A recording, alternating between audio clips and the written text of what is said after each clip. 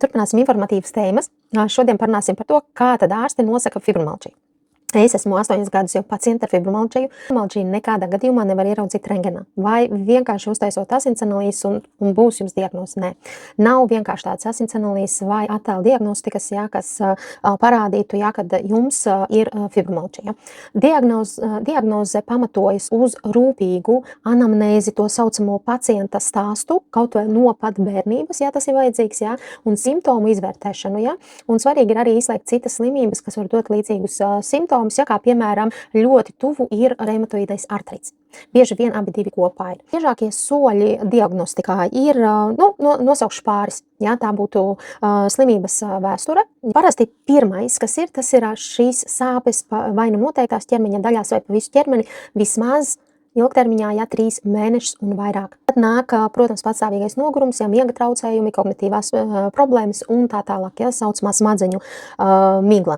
Tirpšana, pampšana un tā tālāk. Tad, kad arī ir uz ķermeņa zilumi, ir ļoti, ļoti daudz šie simptomi, bet pirmie, ko apmēram skatās, tad šie ir šie. Parasti ārsts vaicā par simptomiem arī, kā ietekmējas mūsu ikdiena. Piemēram, ja mēs strādājam, darbs, tas pats miegs, aktivitātes un vispārējais tāpēc. Mans ieteikums būtu lūdzu svarīgi atvērties un teikt visu, kā jūs ciešat, kā jūs jūtaties, kā jūs dzīvojat, lai ātrāk un kvalitatīvāk jūs izmeklētu. Es jau tam esmu gājis cauri, tāpēc es saku jūs. Katrs mūsu vārds ietekmē tālākos procesus. Šeit ļoti daudz cilvēki pieļauj kļūdas, tiešām, jo vienkārši klusē. Sēžam, es arī agrāk sēdēju kā divkosniņa tur tādā, ārsti tak visu zina, ārsti tur visu tikai labu grib, un beigās aizēja kā balta lapa mājās un nekā nav, un atkal esmu asarās. Tāpēc atveram muti, kaut vai uzrakstam, ja tā angļu valoda nav, tagad ir ļoti labi GPT palīgs, uzrakstam latviski visu un pārtulkojam uz angļu valodu, izprintējam un aiznesam kaut vai ārstam.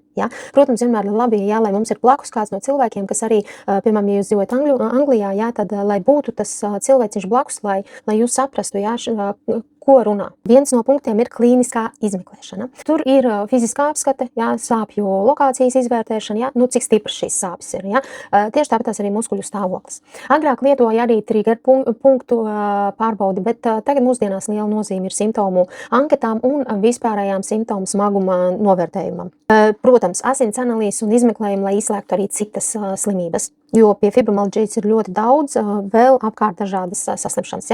To, ko es pieminēju, reumatoīdais artrīts, reumatoloģiskie testi. Tur iekļaujās visas asins analīzes un tā tālāk.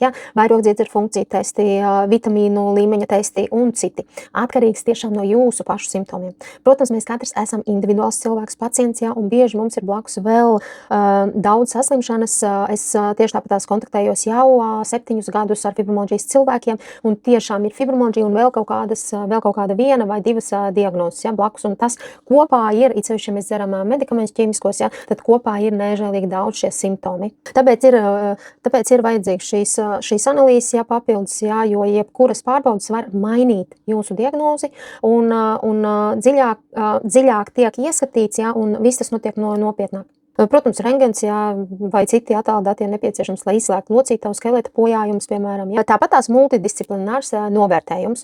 Bieži iesaistā jūsu ģimenes ārstu, jo tāpēc, ka ģimenes ārsts bieži vien arī zina ļoti daudz no jūsu iepriekšējās dzīves.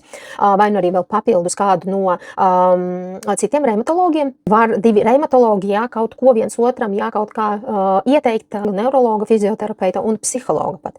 Dažkārt diagnoze un ārstēšana ir tiešām komandas darbs. Šeit, cik tas komandas darbs būs efektīvs, viss atkarīgs tikai no mums pašiem. Kā jau teicu, es bieži kontaktējos ar fibromialģijas cilvēkiem, un viņi tiešām cieši, ārstam neko parasti nejautā, ar viņu nerunā, neatklājas, neko daudz īpaši nestāsta, un pēc tam tiešām sūdzās, ka visi ārsti ir vienādi.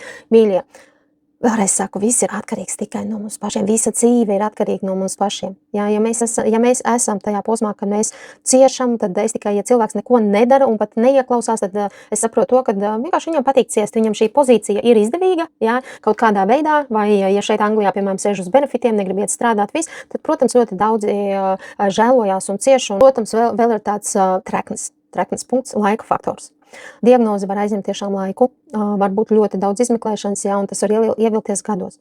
Man pašai aizņem 2 gadus. Daudz cilvēku gaida tiešām gadiem, kamēr viņi precīzi nosaka fibromialģiju, jā, vai nonākam pie attiecīgas diagnozes tā, kas jums ir. Tas var būt emocionāli grūti, taču skaidrība bieži ir atslēga uz tālāku atbalstu un terapiju.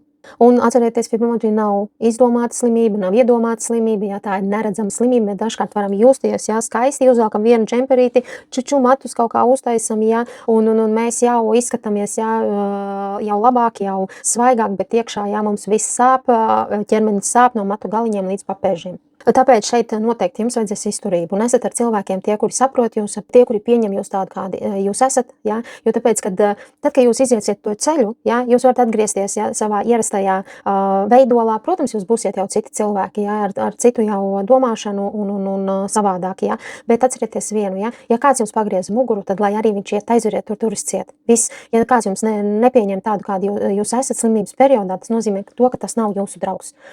Un īsts paziņa, ja, aizveram durvis un turpinam iet uz priekšu. Vienmēr izeja ir no jebkuras situācijas. Ja. Dievs tāpat tās mūs sargā, Dievs neuzliek to, ko mēs nevaram panest. Vienīgais tas, kad jautājums ir, kāpēc mums ir tas uzlikts, kāpēc mums ir tas jānes, ja, tam ir savs iemesls.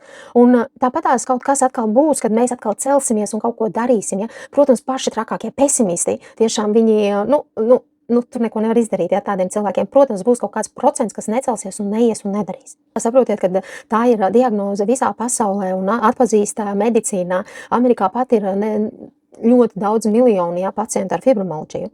Un, protams, fibromialģijas diagnoze tās nav dzīves beigas, tas ir sākums ceļam, kā labāk izprast sevi un savu ķermeni. Tā kā, ja vajag jums parunāties, vai es savā dzīvē iekļaubu tādu kā holistisko veselību pieeju, jā, tam ir arī atkal savs iemesls, un es lietoju uzturu bagātinātājus attiecīgus tieši manai situācijai, un, protams, es vienmēr ielieku komentārā manus kontaktus, jūs varat vienmēr, kā jums labāk vai WhatsAppā vai Telegramā rakstīt, jā, droši sakontaktēt mani, parunāsim, vai iesakiet, jā, saviem paziņām un izpalīdziet kaut vai tādā veidā, jā, lai vismaz viņiem būtu ko klausīties par šo saslimšanu, un es latviešu valodā nodošu jums maksimāli, cik vien būs iespējams, veselību jums, izturību un esiet stipri.